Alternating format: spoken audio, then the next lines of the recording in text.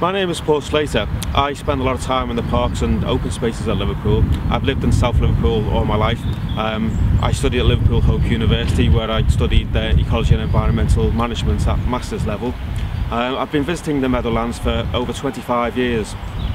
My main interest is the wildlife of the area, and so I'm well aware of the value of the site, both its intrinsic value and also as the site acts as a wildlife corridor linking Sefton Park with other nearby sites that are also of high wildlife value. Some of the wildlife that makes use of the site include birds like missel thrushes, which feed over the areas of grassland. In the winter there can be flocks of redwings here. Redwings are a migratory bird that come here from the winter, from the north and from the east, continental Europe, Scandinavia into Russia. The main value of the site is actually the trees around the edges of the site. We've got some fantastic mature trees, including these big silver leaf lime trees on the Queen's Drive side of the site. In July, when they're flowering, there's a fantastic scent hangs heavily on the air, and the flowers of the lime trees attract huge numbers of bees, bumblebees and honeybees. Other birds that make use of the trees include woodpeckers, nuthatches, tree creepers, and then migratory birds, when they're passing through this area, stop into the trees and feed up on their way north.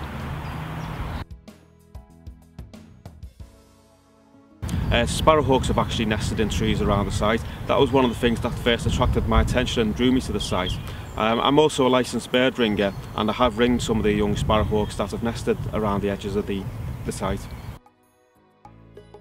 Some of the wildlife that makes use of the site of an evening includes bats. Bats hunt up and down the trees.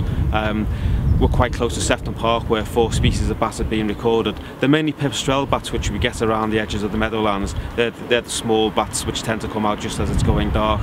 As I say, they hunt up and down the trees, so the trees are a very valuable wildlife resource. This is what we call a greenfield site. It's never ever been built upon. It's always been treated as part of the park, always been made of use by the local people. Once this site is gone, that's it, is completely gone. We need to send a message out to the politicians that we greatly value and appreciate this site, and we're going to really fight to keep this as part of the park and an open land. We don't want this site being built upon and the park encroached upon. This site really enhances the setting of Sefton Park. This is an amazing site. It's never been built upon, ever. Once it's gone for good.